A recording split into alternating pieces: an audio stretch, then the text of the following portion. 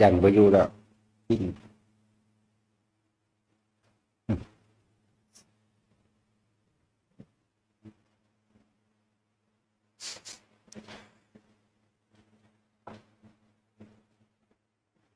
สุดท้ายทุกคนก็หากินซ้ำตายหนึ่งเด้อชีวิตสั้นๆหนึ่งเด้อบ่ได้บ่ได้อิหยังมากบางคนก็บ่ได้ตายเฒ่าเด้เนาะบางคนก็บ่ได้ตายเฒ่าเด้วยอันตายมันตายแน่นอนอยู่แล้วล่ะแต่ว่าตายแล้วสิไปเป็นหยังต่อนี่นะมันมองมันสำคัญที่ไปเจ็บไปปวดไปป่วยต่อไปนี่แม่นบางคนก็ตายแต่เป็นเด็กน้อยกลางคนแม่40 ปี50 ปี60 ปีบางคนก็ตายแต่ในท้องก็ว่าทุกคนมันจะสิมีอาชีพการงานหรือลำเลียนมาเพียงใดก็ช่างเถอะแค่หากินซ้ำตายเนี่ยเรียนจบหยังก็สร้างเถอะกินเขาคือเก่าเดี๋ยวเป็นใหญ่ปานใดก็สร้างเถอะกินเขาไปซ้ำตายคือเก่าแต่ว่าตายเราไปเกิดใหม่ตายเราเกิดใหม่ตายเราเกิดใหม่นี่นะแต่จังใดเฮาสิบ่เกิดต่างหากล่ะมองจิตสำคัญมันดังนั้นทุกคนให้ตั้งมันคำว่าศรัทธาให้ศรัทธาแนวทางการปฏิบัติศรัทธาอินทรีย์แปลว่ามั่นคงบ่หวั่นไหวศรัทธาอินทรีย์วิริยะอินทรีย์สติอินทรีย์สมาธิอินทรีย์คือสมาธิตั้งมั่นปัญญายินทรีย์นี่พวกจะเรียนอินทรีย์นั่นน่ะมาเรียนบัดนี้ มีแต่พากันเว้าหลายอินทรีย์จังสั่นอินทรีย์จังสี่มีแต่อินทรีย์ขายของอยู่บ้าน เนาะทำทายเว้าทรัพย์สูงๆก็ซื้อแต่เฮาศรัทธามันคงบ่หวั่นไหวไผสิเว้าแนวใดก็ช่างศรัทธานี่คือให้ศรัทธาแนวทางในการปฏิบัติว่าวิธีทางนี้วิธีทำแบบนี้บ่หวั่นไหวสำหรับเฮาผู้ใดสิเว้าแบบใดก็ช่างเฮายังมั่นคงเขาสิเว้าว่าบ่ถึงพระนิพพานเขาสิเว้าว่าหยังก็แล้วแต่เขาสิเว้าให้เฮาหวั่นไหวมันบ่มีหวั่นไหวเลยเนาะนี่เลยว่าศรัทธาอินทรีย์ มันตั้งมั่นมันบ่หวั่นไหววิริยะอินทรีย์ก็คือความเพียรพยายามกับบ่หวั่นไหวคือกันและสมาธิอินทรีย์มีความตั้งมั่นจิตตั้งมั่นพวกนี้บ่หวั่นไหวคือกันและ ต้องเป็นสติอินทรีย์สตินี่เฮาเอามาไว้ที่สติปัฏฐาน4คำว่าสติเฮามาตั้งไว้กายเวทนาจิตของเฮาเองกายเวทนาจิตธรรมปัญญายินทรีย์แต่มันจะไปใส่ก็ให้ตัวกรรมฐานที่ทรงฌานได้ดีที่สุดแล้วก็เป็นกรรมฐานตัวตรงแล้วก็เป็นกรรมฐานที่พระพุทธเจ้าสั่งสอนแสดงมากที่สุดคืออานาปานสติเด้อเป็นที่ระงับเวทนาทั้งปวงบ่ว่าแต่เวทนานอกบ่ว่าแต่เวทนาในเด้คำว่าทั้งปวงเวทนานอกคือความเจ็บปวดป่วยปวดหัวปวดท้องปวดหยังก็ว่าไปเวทนาในคือความบ่พอใจถ้าผู้ใดเข้ามาสู่ลมหายใจได้อานาปานสติคือลมหายใจได้กายสังขารคือร่างกายเฮามันสิถูกลืมมันเลยบ่เจ็บบ่ปวดจากบ่ล่ะมันถูกลืมเพราะว่าเฮาบ่ไปคิดถึงมันเมื่อตัวนี้ถูกลืมแล้วความรู้สึกที่บ่พอใจอันนี้เป็นเวทนาในพอใจกับบ่พอใจก็ถูกละคือกันเนี่ยจังบอกว่าพวกเฮานี่ให้พยายามทรงอารมณ์มันเป็นกุศลเข้าสู่การเป็นเอกคตาจิตเอกคตารมณ์หรือทรงฌานนั่นเองจึงเลือกกรรมฐานกองนี้ให้เพราะว่ามันเป็นที่ไส้ใหญ่อยู่แล้วคือลมหายใจนี่ที่เรียกว่าจับจุดอุณาโลมจับจุดอุณาโลมนี่อาศัยสติปัฏฐาน4คือว่าบ่ให้หวั่นไหวออกจากตัวนี้เกิดหยังขึ้นกลับเข้ามาลมเกิดหยังขึ้นเห็นหยังกระช่างมีเรื่องหยังกระช่างเข้ามารู้อยู่กับลมแค่นั้นเองเนี่ยมันก็ระงับความคิดฟุ้งซ่านออกของมันเองเฮาฝึกดูเข้าบัดนี้เฮาก็เลยเกิดความศรัทธาเชื่อมั่นในตัวเอง ศรัทธาเชื่อมั่นในตัวเองเลยมึงแล้วก็บ่หวั่นไหวกับคำบอกไผใดๆทั้งสิ้นพอนะมั่นใจตนเองมั่นใจว่าเนี่ยเป็นที่ระงับเวทนาของเฮาใดระงับความรู้สึกเจ็บปวดทั้งกายระงับความรู้สึกเจ็บปวดทั้งใจ คือความบ่พอใจความอาฆาตความแค้นความสิพยายามคิดขึ้นมาให้มันคิดว่าเวลาไม่โมโหกับไผผู้ใดผู้หนึ่งมันจะคิดให้เขามุนเลยล่ะคิดจากปาดข้อเขาคิดจากทำร้ายเขานั่นถ้าพวกเขาจับร่มอยู่เรื่อยความคิดหรือสัญญาอันนั้นสิถูกละถูกลืมไปเองหรอกมันเลยเป็นว่าละก็ดีลืมละซึ่งเป็นกรรมฐานที่ง่ายการทรงฌานเป็นการทำให้เนาถึงหลากแก้วมันเลยเด้บ่ได้คือการเข่าถ้าผู้ใดเข่าได้เราออกมาทรงไวกับมีกำลังมากกว่ากันเข่าฌานมันสิตัดความรู้สึกทางกายออกหมดเลยโลกนี้หูตาบ่ได้ยินบ่เห็นบ่มีความรู้สึกทางกายเลยว่างอยู่ซื่อๆถ้าเฮ็ดไปแล้วก็ส่วนมากคนถ้าเข้าไปมองนี้แล้วมันสิติดมันสิชินเพราะว่ามันบ่มีความรู้สึกหยังเบิดเจโตวิมุตติก็ว่าใส่ซับจังซี่ก็บ่เข้าใจมันคือคนเข้าไปนอนหลับนี่แหละนอนหลับแล้วบ่ฝันมิดอิงติ่งเลยออกมาก็อิ่มสดชื่นดีมีทำการทำงานอย่างกับแข็งแรงแต่ว่าส่วนมากมันบ่ค่อยใส่ปัญญาเฮาเลยเอาเป็นการทรงฌานซะอยู่กับลมเบาๆบางๆอยู่กับอาการปิติอันที่เฮาเอาขึ้นมาไว้ตรงกลางระหว่างหน้าผากเอิ้นว่าจักจุดนาโล่งนั่นเองเฮาสิเห็นไปพร้อมกันสองอย่างความสงบปราศจากการคิดกับอย่างหนึ่งความสงบอันเห็นรู้เท่าทันความคิดจากสิ่งที่กระทบอีกกับอย่างหนึ่งได้ตีคู่กันสมถะกับวิปัสสนาได้ตีคู่กันพวกนี้มีสิทธิ์เข้าสู่อรหันตผลได้เร็วเรียกว่าอันอื่นๆจังไรทุกคนให้มีความมั่นคงมีความเชื่อมั่นตัวเองเรียกว่าศรัทธาอินทรีย์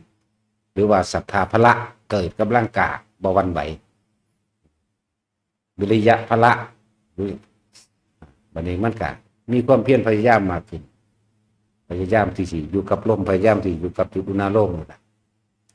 ถ้าวิริยะพละมันก็สติพละของตัวมันก็มั่นคงเรื่อย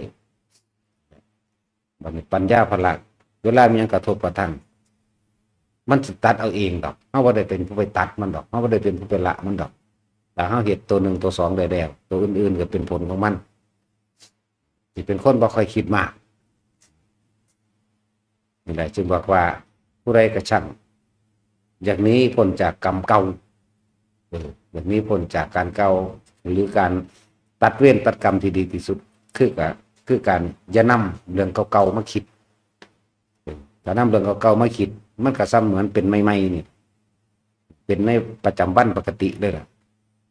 ฉะนั้นอานาปานสติหรือลมหายใจเข้าออกที่เฮาทรงฌานกันอยู่นี่เป็นเพื่อระงับดับความคิดนั่นเองสองอย่างสิตีคู่กันเด้อสมถะทำให้จิตว่างทำให้จิตว่างคือบ่คิดวิปัสสนาทำให้ว่างจากจิตคือสิ่งใดสิ่งหนึ่งเกิดขึ้นเข้ามากระทบเราเฮาบ่คิดกับมันเองเลื่อนว่างจากความคิดนั่นเองนั่นแหละ วิธีปฏิบัติของเฮาจึงบ่แม่นวิธีที่เคร่งเครียดบ่แม่นวิธีที่ต้องเอาตัวเองเข้าไปปฏิบัติหรือทรมานกาย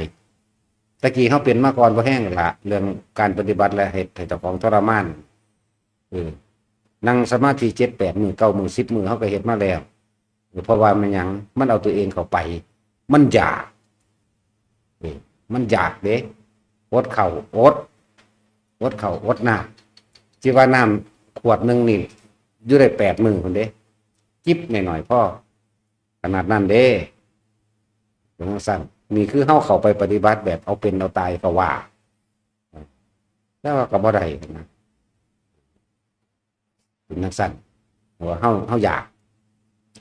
เดินจงกรมก็สอดแจ้งเด้ตอนมีย่ายเท่าเดินจงกรมอยู่3 มื้อ 3 คืนย่ายนี่อีกอันหนึ่งก็ดีเขาก็เห็นเพิ่นโอ้กูบ่ทันเล่นเล่าทางเถ่าแล้วก็น้ำเก่งแท้เบิ่งกันหน้ากูจะเฮ็ดบ่ได้บ่เฮ็ดคือกัน เนี่ยมันเลยเกิดกลายเป็นคือจังแข่งขันหรือเอาตัวเองเข้าไปปฏิบัติเอาตัวเองเข้าไปทรมานเพื่อให้มันได้มรรคผลเพื่อให้มันได้นะทั้งเฮ็ดไปทั้งเครียดมันนี่และทดสอบทดลองมาหลายอย่างนี่แหละเบิดทุกอันทุกอย่างทดสอบคือจังเขาเดินเวลาตะเทียนประดับจังซี่ตะเทียนบ่เบิดสิบ่เลิกก็นี่เลยคือทรมานมันทรมานหลายอย่างที่ประสบการณ์นะผ่านพบมาก็เลยมาดัดแปลงให้พวกเขาใส่วิธีที่ง่ายซะง่ายๆแบบนี้บ่แน่แต่ละคนคำหลวงปู่ดูลย์เพิ่นเว้าไม่แน่อาจจะถึงขั้นตกกระไดพลอยโจรเข้าสู่พระนิพพานได้ในขณะนั้นก็ได้กันว่ายืมคำเพิ่นเด้บางคนดูอยู่กับลมเข้าลมออกขณะจิตมันว่างเสือกนอนรับตายซะไปนิพพานเลยจังซี่นะเรื่องว่าตกกระไดพลอยโจรตามธรรมดาถ้าไม่เห็นในครอบครัวยังห่วงผู้นั้นยังห่วงผู้นี้อยู่เด้มันยังคิดนั่นคิดนี่อยู่แต่ก็เลยบอกให้แต่ละคนว่าคิดย่ำใดคิดได้ย่ำใดก็เฮ็ดโลดเขามาลมหายใจแน่เขามาอุณาโลมแน่เฮ็ดอยู่แค่นี้แหละเฮ็ดเบาๆบางๆบ่ต้องไปเข่งไปเครียดกับมันเฮ็ดได้เรนเดอร์นี่คือเฮาว่าได้บอกว่าเฮาบ่ได้ให้วิธีที่ยากดอกบ่ได้เคร่งเครียดต้องนั่งสมาธิเท่านั้นชั่วโมงเดินส่วนนั้นชั่วโมงยืนเท่านั้นชั่วโมงบ่ให้ว่านึกได้ย่ำใดเฮ็ดโลดเพราะว่าเฮามีห่วงหลายอันหลายอย่างคนเฮาเวลาคิดอย่างใดคิดไปคิดมาคิดออกมาคิดมาคิดไปสร้างมันดอกเว้ยกลับเข้ามาล่มก็มีก็เฮ็ดไปเถอะไปใส่ทุกคนเฮ็ดทุกในตัวเองแล้วก็เฮาบ่ได้เคร่งเครียดเด้แต่ว่าให้มีความเชื่อมั่นในตัวเองเชื่อมั่นว่าคือเป็นหยังคือจังหาความเชื่อมั่นแต่มาคิดตอนที่เฮาอยู่กับลมนี่ตอนเฮาอยู่กับอุณาโลมนี่รู้สึกว่ามันบ่มีความทุกข์อีหยังเลยเด้สิบ่มีความรู้สึกว่าสั่งคนนั้นฮักคนนี้มันบ่มีนี่แหมก็เลยบอกว่าให้หาวิธีมั่นใจสังเกตความคิดและสังเกตความรู้สึกของเจ้าของเองเมื่อมันรู้ได้โดยตัวเองแล้วมันก็ให้มั่นใจเมื่อมันมั่นใจแล้วมันก็บ่หวั่นไหวกับคำบอกคดคือเขาบอกว่าทรงชาญระวังเป็นพรมลูกฟักนะคือพวกนั้นบ่เคยได้บ่รู้จักชาญซะโดยซ้ำไปแค่เว้าเดาๆเอาจากการอ่านมาเขาเจ้าครูบาอาจารย์รุ่นก่อนๆบอกมาเว้าน้ำเขาซื่อๆจังมันเป็นจังได๋พรมลูกฟักไปเลยแม่มันสิเป็นตรงใดแล้วมันจะไข่ออกมาให้แม่มันไปฟักก็บ่รู้เนาะนั่นแหละมันบ่แม่นแบบนั้นดอกมันบ่รู้จักทรงอานาปานสตินี่แหละเป็นพื้นบาดฐานของการทรงชั้นเร็วเข้ามาสู่การชั้นที่1ที่2ที่3ได้เร็วเฮาฝึกเป็นแล้วน่ะเหลือบตาลงเบิ่งปลายจมูกปั๊บหรือในขณะที่เฮาทำงานแต่ว่าบ่คิดถึงบุคคลสัตว์สิ่งของความรู้สึกมันเกิดขึ้นได้ปึ๊บปิติเกิดด้วยเนี่ยมันก็เป็นชั้น2บ่แห้งหรอกนั่นแหละเรื่องว่าทรงบ่แม่นเข้าเอาไว้ที่หลังบอกให้ทุกคนว่าเฮาบ่จำเป็นต้องเอาตัวเฮาเข้าไปลำบากปฏิบัติคือบ่ปฏิบัตินี่แหมจักบ่ล่ะแบบบ่แม่นว่าเดินจงกรมทั้งวี่ทั้งวันบ่แม่นนั่งอยู่ทั้งวี่ทั้งวันดอกคือเฝ้าระวังสังเกตความคิดเจ้าของแค่นั้นเองถ้ามันบ่คิดปิติก็เกิดปั๊บทันทีโลดมันสิเลี้ยวบังขับรถอยู่มันก็เป็นนั่นแหละพบเกิดบ่ได้แต่เรื่องสั่นตอนนั้นพบถึกคมไว้นี่ว่างจากความคิดแต่มีแนวกระทบปึ๊บจึงว่างถ้าเฮาบ่คิดก็ว่างทำให้จิตว่างจากจิตประมาณนี้แต่มันจะเป็นของมันเองหรอกทำไปเถอะนี่ยังก็ดีบ่แน่บ่มีหลักตายตัวในการบรรลุบ่มีหลักตายตัวจะเฮ็ดไปเรื่อยๆแล้วแต่มันจะเป็นแบบใดคือยังเขาเจ้าเวลาทาบรรลุธรรมของแต่ละองค์ที่มีในตำราเนาะพระอานนท์กงโกะขึ้นกำลังสินอนเด้ว่าบรรลุอรหันต์ว่าซั่นมีทาอยู่บ่ล่ะบ่มีเห็นบ่หัวเข่าหนึ่งคำเตียงขานี่เหยียดออกคือกำลังสิพลิกตัวลงนอนไหมหัวนี่ก็บ่ทันถึงหมอนได้เข้าใจว่าเดี๋ยวนี้แต่แข้งจักหน่อยกำลังสิพลิกลงบรรลุไหมคือเพิ่นเอาโตเพิ่นเองเข้าไปปฏิบัติจนเคร่งจนขัด7 มื้อ 8 มื้อเดินจงกรมนั่งสมาธิบ่ยอมหลับบ่ยอมนอนเลยเด้ปัจจุบันมัน มันระลึกได้เพิ่นปล่อยแต่ว่าเพิ่นบ่ฮู้ว่าเพิ่นปล่อยก็สุดท้ายมานั่นก็ช่างเถอะเฮาสิได้หรือบ่ได้ก็ช่างเถอะหรือว่าคำของพระพุทธเจ้าที่เคยทำนายเฮาไว้ว่าเฮาสิได้หลังจากพระองค์ปรินิพพานไปแล้วบ่เห็นว่ามันสิได้หยังก็ช่างเถอะบ่ได้ก็ช่างเนี่ยอย่างน้อยๆเฮาก็ได้ยินได้ฟังเฮาจำประสูตรของพระพุทธเจ้าได้ทุกคำเว้าที่แสดงธรรมะเฮาจำได้เบิดบ่ได้ถามหยังเฮาคือสิบ่ฆ่าหรอกปล่อยออกหรอกทั้งยางไปนำทั้งสิมานอนนั่นแหละเนี่ยส่วนกำลังสิมันว่างที่ชั่วขณะคิดเดียวปึ๊บเดียวเลยจังสั่นบางองค์กับบรรลุคณะเดินจงกรมเห็นป่ะบางองค์กับแบบนี้บางองค์ก็นั่งจึงเลยบอกว่ามันบ่ได้จำกัดท่าดอกมันอยู่ที่จิตเฮามันอยู่ที่ความปล่อยของเฮาต่างหากจึงบอกว่าแต่ละคนเฮ็ดไปเถอะบ่ได้มีท่าหรอกจึงบ่ต้องเคร่งครัดบางคนที่ว่าคือบ่เห็นเดินจงกรมคือบ่เห็นนั่งสมาธิมันเลยหอดสมาธิบ่แห้งหรอกเลยพาว่าเขาเฝ้าสังเกตจิตเลยทีเดียวคนบางเฮาจากจิตสู่จิตจิตได้จิตเลยแต่ว่าอาศัยนี่เนี่ยทรงชาติเน้นเอาหัวใจมันเลยได้นี่แต่ละคนเด้อเน้นตะหม่องมันสุดเลยได้นี่มันบ่สุดมันตกข้างสูงหน้าพวกนี้จังหน่อยเฮาก็ตกข้างสูงคนทรงชาติบ่ตกต่ำดอกนาอันนี้ผู้กระซิบนะ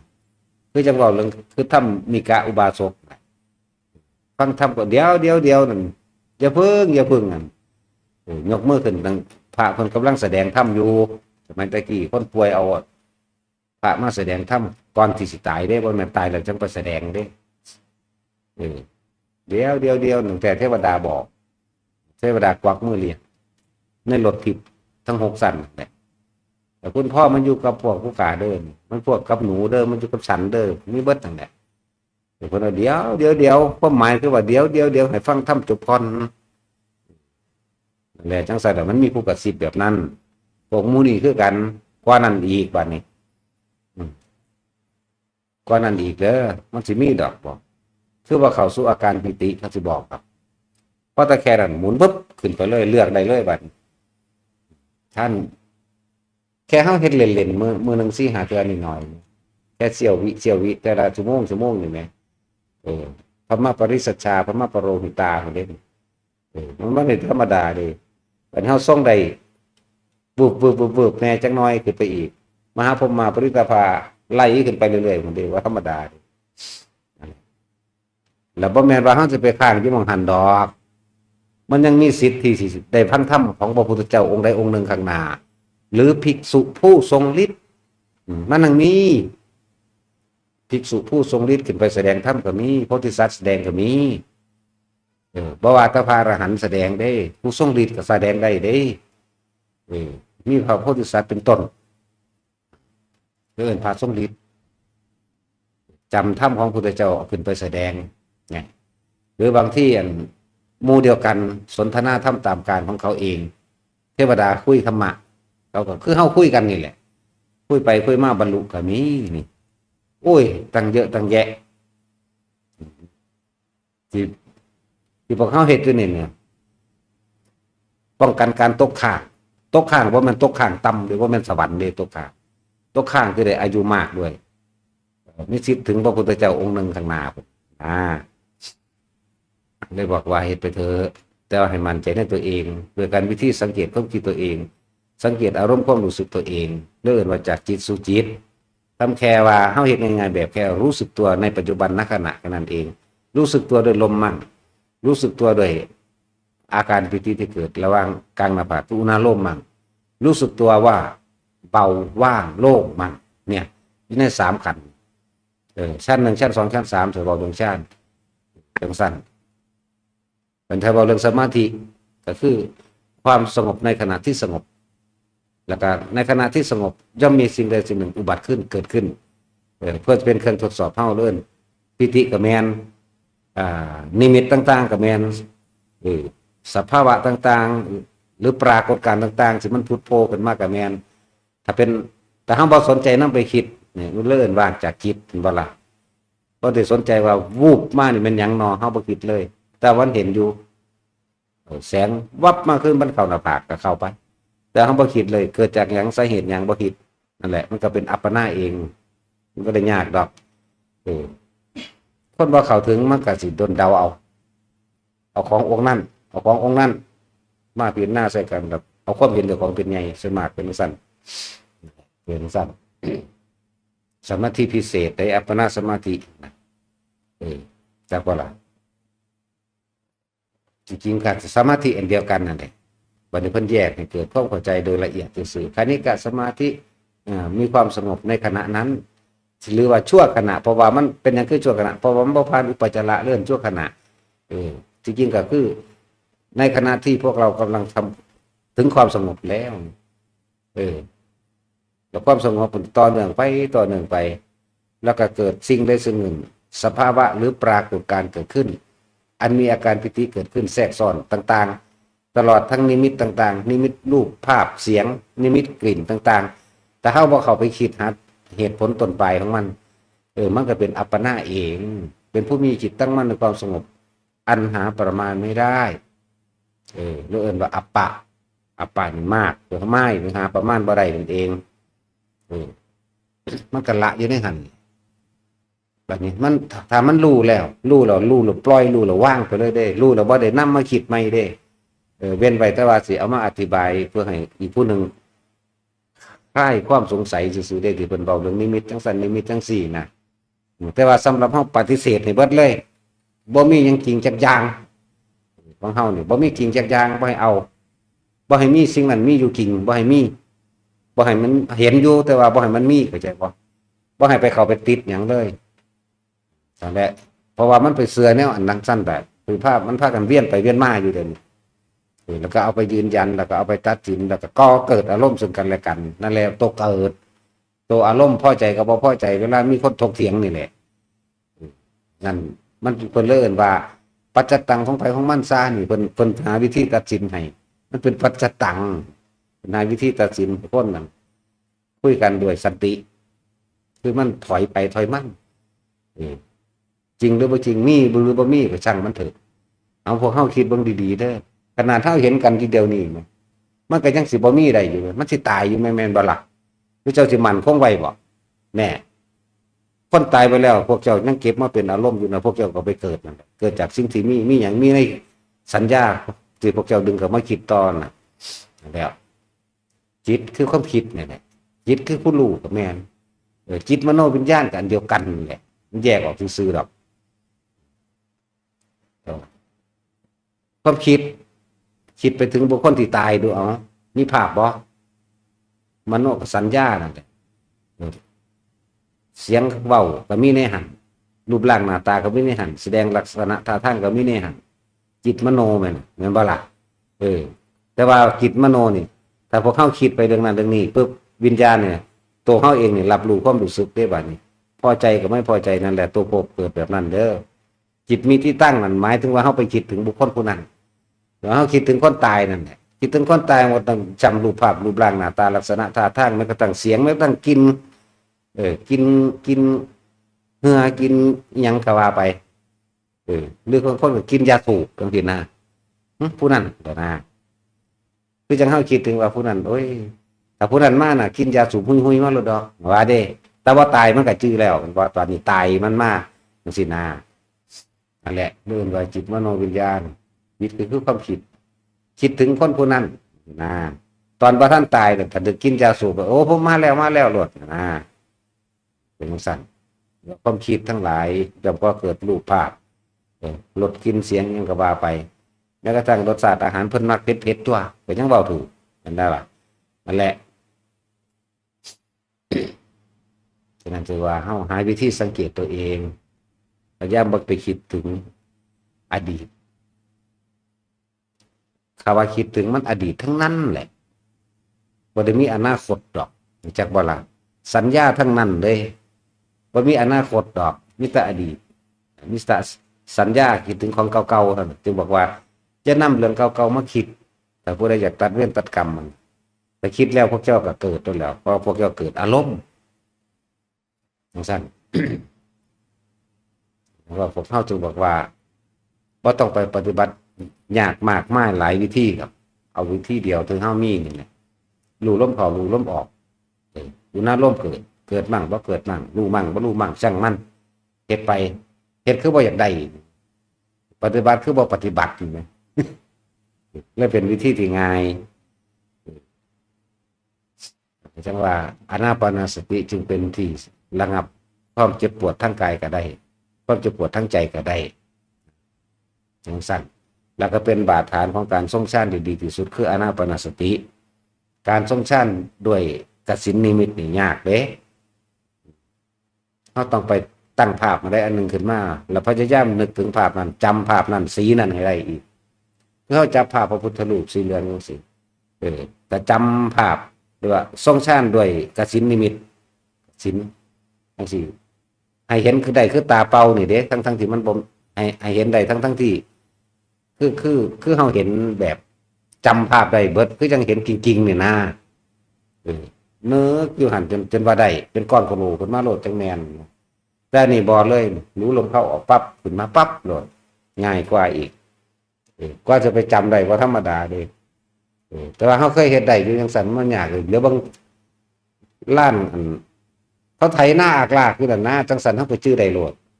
บ่ได้หยังเลยแค่เว้าไปจังซี่มันก็เป็นของมันปั๊บไปโลดเด้ภาพน้ำจังซี่เฮานึกถึงน้ำในอ่างในหนองน้ำมันก็เป็นประกายวาบขึ้นมาโลดก่อนสิไถจังซี่มันก็ชื่อได้โลดกับสินดินโลดเป็นโคโลอยู่นี่นะน้ำก็เป็นโคโลอยู่นี่คือกันนี่นะแต่ว่าสีเหลืองเขียวแดงมันก็เป็นของมันปุ๊บขึ้นมาโลดแต่เป็นวิธีที่ยากบางทีเฮามักนั่นน่ะแต่ว่าก็ยังศูนย์อยู่นะเลยเศร้าตอนนี้ก็ศูนย์เก่าๆแต่ว่าเนาะตาสินเลยเอาวิธีที่ว่ามันง่ายแล้วแหละรัดสั่นพยายามสังเกตตัวเองอยู่กับลมหายใจสังเกตความรู้สึกลมเข้าลมออกรู้นี่มันก็เป็นปัจจุบันแล้วเด่นบางคนมาอยู่กับลมแต่ว่าก็อยู่กับอุณาลมเลยนี่มันก็เป็นปัจจุบันแล้วจึงบอกว่ารู้สึกตัวพร้อมในปัจจุบันณขณะพบเกิดขึ้นไม่ได้แล้วก็พบนั่นก็คือความรู้สึกนั่นแหละพอใจกับไม่พอใจอันนั้นแหละพบวันนี้อธิบายเกี่ยวกับว่าถ้าเฮาคิดถึงสมมุติว่าเฮาคิดถึงคนตายคิดถึงคนตายรูปร่างลักษณะท่าทางแม้กระทั่งเสียงเบาแม้กระทั่งยังเฮาก็จื้อมันได้เบิดนั่นแหละแล้วเฮาเกิดความคิดถึงสะอึกสะอื้นคิดฮอดสมองไปน้ำตายแล้วคิดว่าตะของสิไปใส่เนี่ยมีความรู้สึกเข้าใจว่านี่ตัวภพละพันนี่แหละตัวภพละบันรับความรู้สึกแบบนี้มาปึ๊บตายเราคิดว่าสิไปใส่เอามันสิไปอบายภูมิน้ำกันเด้จักว่าล่ะไปอบายภูมิแน่นอนอันนี้แม้กระทั่งคนที่บ่ตายแต่ว่าเคยทะเลาะกันบัดมันต้องจำรูปร่างลักษณะท่าทางคำเป่าคำด่าของมันเจ็บปวดแสบร้อนอยู่ในหันกูจะปาดข้อมึงนี่จะมีโอกาสกูคอนฟาดหัวมึงมุนจังสั่นจังซี่เนี่ยความรู้สึกศูนย์โมโหขึ้นไปใส่เอาก็ไปนรกนึกไปหัวใจวายคือกักตายซ้ำไปนรกเด้นั่นแหละพบเป็นจังซั่นเด้อฟังให้ดีฟังภาษานี่แหละบ่ต้องไปเว้าดอกบาลีภาษานี่แหละเวลาเขาคิดถึงแล้วเขาศูนย์ใส่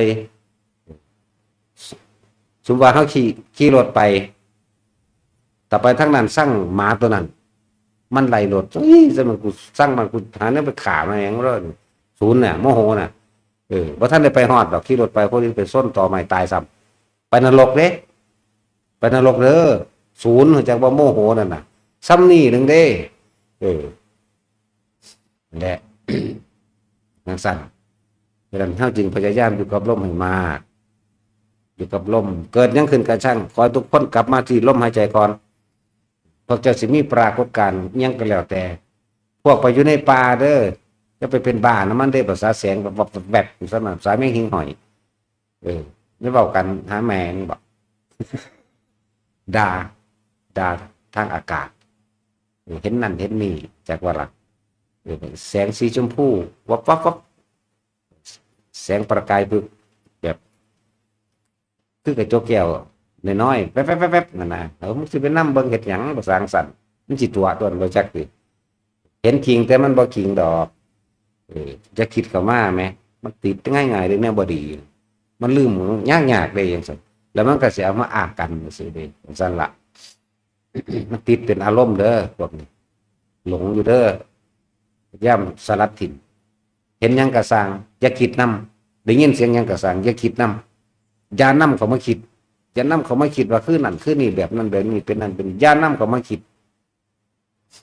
แหละนี่บอกความละเอียดละออเราเด้นี่ความละเอียดละออเด้ออันเห็นเว้าจังซี่บางทีมันเวลามันสิเป็นแฟบๆๆๆก่อนดอกกันขนาดตาเปล่าเขาก็เห็นได้นี่นะแฟบๆๆๆซะก่อนไปขึ้นไปได้บัดสุดปึ๊กขึ้นก็มีเขาสิเอิ้นแก้วเสด็จมั่งเขาสิเอิ้นนั่นนี่มั่งอ่ะนะเป็นหยังกระสังแมงตัวสาสังสั่นก็ใช่ว่าล่ะจะไปคิดน้ำมันไหมเห็นก็เห็นไปซื่อๆมันสิก็เป็นสีเขียวจากพวกไม้นี่ไปลงกองหินนั่นบางทีนะจะไปสนใจดึงเขามาคิดเด้อ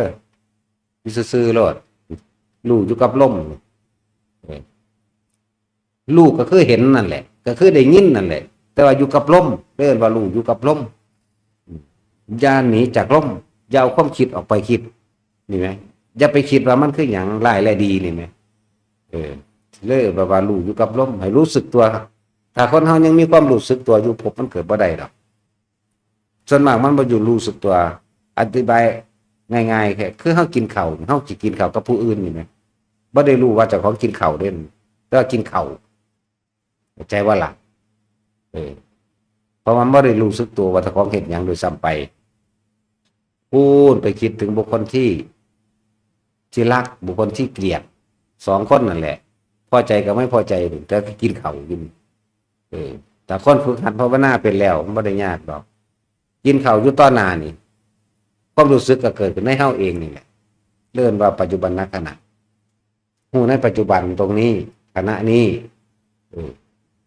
พบมันเกิดอะไรนั่นแหละที่บางคนถามว่าเวลาเฮาย่างไปซื่อๆมันก็เกิดเด้บ่ได้จับลมเด้สังเกตว่าตะของตนบ่คิดพอแต่มีความคิดเข้าไปพาปุ๊บตัวนั้นหายทันทีเลยเด้อสังเกตตะของแบบนี้เด้อย่างไปนี่เพิ่นได้ย่างคุบงุบไปนี่อุณหภูมิมันเกิดเพิ่นว่ามันเป็นไปได้จังไดเพิ่นว่าพอแต่ว่านั่นเป็นไปได้จังไดมันหายซ้ำเพราะว่าความคิดเจ้าเขามาพาแล้วจะไปหาเหตุผลนี้ยังกับมัน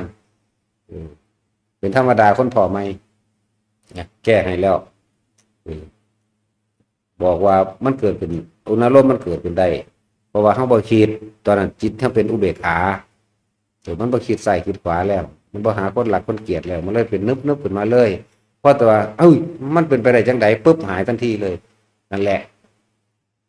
ถึงจะบอกว่ามันสิมีอยู่เริ่มต้นแรกที่เฮาฝึกหัด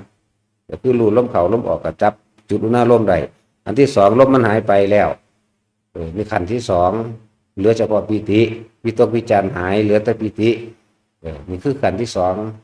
ขั้นที่สามบ่มีหยังเลยมีแต่ความอิ่มมีแต่ความอิ่มเป็นว่างๆโล่งๆโปร่งๆเบาๆสบายนี่ตัวที่สาม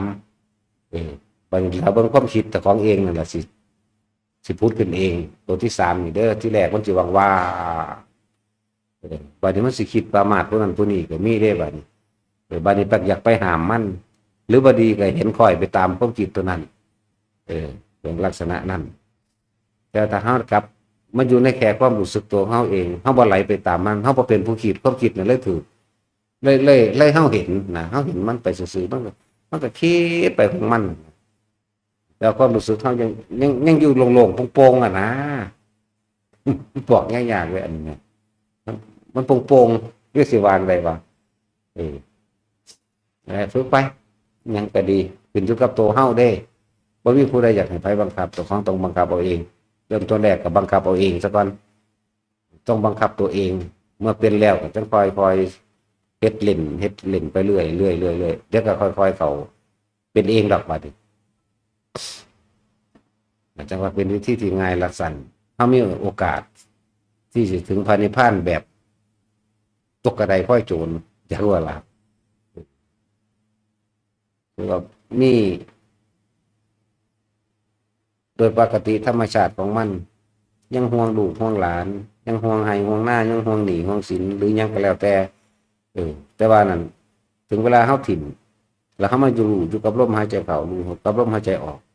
แต่ว่าเสือกตายซะไปนิพพานเสยแนวนี้แหมเรื่องว่าตกกระไดพ้อยโจรเพราะว่ามันบ่คิดหยังตอนมันไปผู้ใดอยู่กับลมเกาะลมอยู่ในหายใจก็ออกได้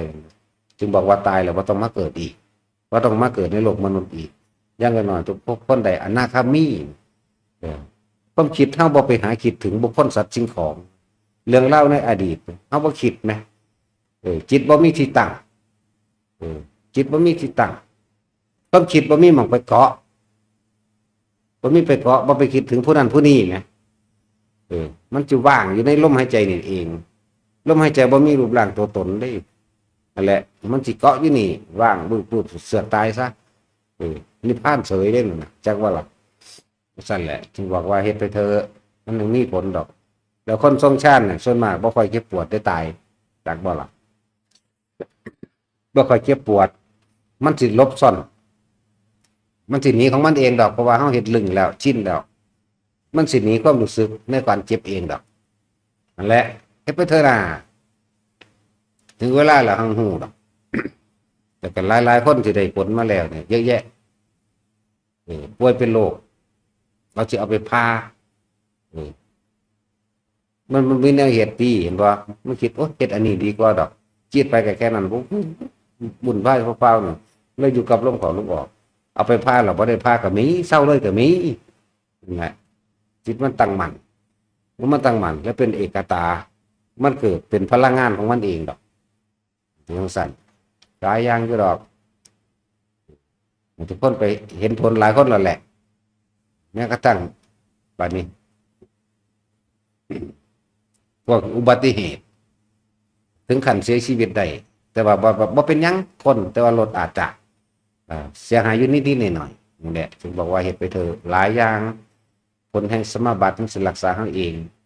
และเหตุแห่งความเจริญของโภคทรัพย์ก็เกิดขึ้นได้ลาภจากการบ่ต้องวางสั่นเรียกว่าเหตุแห่งความเจริญหรือเพิ่งได้ความสมหวังแห่งโภคทรัพย์จังซี่นะถ้าคนสงบแล้วบุญมันเกิดเมื่อบุญมันเกิดแล้วมู่มั่นหรือเจ้ากรรมนายเวรทั้งหลายมาหวังสิทำลายกลับมาแล้วเอาบุญดีกว่าเว้ยเอาความสงบเย็นตัวนี้ดีกว่าเอาความที่มันเกิดแสงสว่างได้โลกทิพย์ก็เอานั่นเด้ไปอวดกันอ้างกันก็เอาแสงสว่างอันเกิดจากความสงบนี่จิตใจนี่หรือบุญก็ว่าไปเขาเอาตัวนี้ไปแล้วเขาก็อโหสิกรรมให้เฮาสว่าเป็นเจ้ากรรมนายเวรก็อโหสิไปเรื่อยจากล้านคนก็เหลือมา100นึงจังซี่แน่การทำมาหากินก็สะดวกขึ้นเพราะว่าบ่มีผู้ขวางเฮาใส่นี่เปรียบเหมือนว่าเฮาใส่นี่นั่นแหละแล้วก็คนที่ในสถานที่นั้นสิเป็นสถานที่ว่าพวกโลกทิพย์ทั้งหลายนั่นนะพวกเทวดาหรือพวกหยังต่างๆจากมาหาเฮาโลดเขาได้รับความสุ่มเย็นสถานที่นั้นอันเป็นทิพย์เพราะจิตมันก็เป็นทิพย์ทิพย์ตัวมันเกิดอาการปิตินี่ทิพย์เด้นี่เวิบอยู่นี่นะนั่นแหละเมื่อเขาได้บุญเขาก็อยู่น้ำเฮาเองดอกเขาก็นำชักนำแต่สิ่งดีๆมาเองดอกอย่างสั้นถ้าคนผู้นี้มักทำบุญได้จังเห็นแนวนี้เข้าใจบ่ล่ะพวกมักทำบาปบ่เห็นแนวนี้เดี๋ยวบ่ฟังได้พอดีเขาก็สะกิดญาติของเขามาทำบุญกับคนผู้นี้หรือให้คนผู้นี้ไปทำบุญอันใดก็ได้กระช่างแต่เขาติดต่อได้โดยเครือญาติให้คนผู้นี้ไปทำบุญพวกกทรัพย์เกิดกับคนผู้นี้ไปทำบุญกับวัดนั้นวัดนี้เดี๋ยวก็แล้วแต่คนผู้นี้สิอุทิศบุญเข้าใจบ่ล่ะเขาก็เลยได้มาแบบนั้นนั่นแหละเหตุแห่งความเจริญของโภคทรัพย์มันเกิดขึ้นแบบนั้นนี่เว้าเรื่องลึกลับเด้อบ่แม่นเว้าเล่นๆเด้นี่บ่มีผู้ใดอธิบายได้จังซี่เด้เป็นหยังมันคือมีเงินมีทองขึ้นมาได้เป็นหยังมันคือเป็นแบบนี้นั่นแหละจังบ่ได้พวกเจ้าจังบ่ได้ไปแปลเนาะเว้าแบบคือเปิดเผยให้ฟังแล้วว่ามันเป็นแบบนี้มันจะเลื่อนแห่งโภคทรัพย์มันได้ทรัพย์สมบัติมาได้แบบใดก็มันได้มาแบบนี้ เป็นคนธรรมดาก็คือกันก็เอาบุญน้ำเจ้าของได้เป็นญาติเจ้าของเองเป็นพ่อแม่ปู่ย่าตายายญาติสายโลหิตจากศาสตร์ปัจจุบันก็ออกไปศาสตร์ที่แล้วก็ไหลออกกว้างออกกว้างออกสินะเขาได้บุญแล้วเขาก็มาเองดอกนี่บัดนี้คนเขาเกาะได้เฉพาะคนผู้นี้เขาก็เฮ็ดให้คนผู้นี้ได้โภคทรัพย์เมื่อผู้นี้ได้เงินได้ทองได้ดันนี้มากก็ไปถวายเขาก็อุทิศบุญพร้อมบัดนี้บุญที่อุทิศออกไปมันก็ไปหาเขาคือเก่าบ่ได้หาแต่ว่าสิเป็นพระอย่างเดียวใจว่าหลักนี่แหละบุญอันเกิดจากการภาวนาจิตสงบมันแรงกว่าหมู่ก็สิเปรียบเทียบแล้วเป็นค่ากลางๆคือทองหนึ่งสามารถแลกเปลี่ยนเป็นเงินไปซื้อหยังก็ได้ซื้อรถก็ได้ซื้อบ้านก็ได้ซื้อดินก็ดีค่าน้ำค่าไฟอำนวยความสะดวกได้เบิดนั่นแหละนี่แหละคือเหตุที่มาของการเจริญแห่งโภคทรัพย์มันเหมาะสมกับทุกๆคนที่ยังมีครอบครัวอยู่ยังห่วงนั่นยังอันนั้นอันนี้อยู่นิพพานก็อยากได้ รวยก็อยากรวยใช่ป่ะล่ะก็เลยเฮ็ดไปจังสั่นสะก่อนก็ได้คือมูนี่ออกมาเด้มูอันตัดใจออกมาบวชแล้วเดี๋ยวนี้เฝ้าสังเกตจิตเจ้าของอย่างเดียวโลดบ่ต้องไปคิดถึงอนาคตว่าสิติดหนี้สินบ่อันนั้นนี่หรือสิส่งไผเรียนบ่เด้บ่ต้องไปสนใจมองหันเด้บ่ได้ไปจ่ายงวดรถดอกจังซั่นล่ะบ่ได้ไปหาเงินมาใส่ดอกนั่นดอกนี่ดอกมันต้องเบิดภาระทั้งนั้นแล้วแหละเหลือแต่ทั้งในเท่านั้นแหละเหลือแต่สัญญาตะเก่าๆที่พูดขึ้นมาให้ปรุงแต่งต่อบ่หั่นแบบนี้หมู่ภิกษุสงฆ์ทั้งหลายในเมื่อเฮาตัดใจทั้งโลกแล้วจะสิไปสนอีหยังเฮาก็อยู่ในลมหายใจเฮามั่งเฮาก็สังเกตจิตเฮาเองนี่แหละพวกกันนั่นคือเขาว่าท่านได้ว่างใดก็ให้เฮ็ดแบบนี้โลกก็บ่ช้ำถ้ำก็บ่เสียและเป็นเหตุแห่งการเจริญแห่งโภคทรัพย์หลายคนแล้วหน้าเขาเห็นผลนั่นนะผู้จะสิคุ้มจากคนเฮ็ดหยังเนาะแม่นบ่จังซั่นแล้ว เฮ็ดเอาตัวเฮ็ดนั่นเฮ็ดนี่บ่พอสิได้ก็ได้ดอกความหมายบ่พอสิได้ก็ได้เป็นเงินเป็นทองไปเนี่ยไปติดต่อมาได้ก็ได้ความได้รับความสะดวกเข้าใจกันง่ายสำเร็จเร็วจังซี่นะเพราะว่าความอยากของเฮาบ่ไปตัดอารมณ์โมโหบ่เกิดลักษณะนั้นเดินทางไปหันไปนี่จังซี่ไปอุทิศบุญที่จริงมันสงบอยู่แล้ว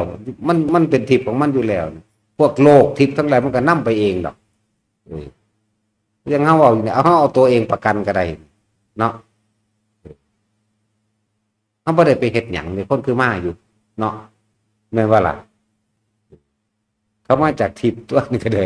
หูทิพย์เห็นบ่ล่ะผู้ใดก็ว่ามาจากโทรศัพท์เนาะทิพย์บ่สั่นโลกนี่อยู่ในมือเด้จังสั่นตัวยังบ่ทันได้ทิพย์แท้ได้ทิพย์แท้ๆนั่นน่ะ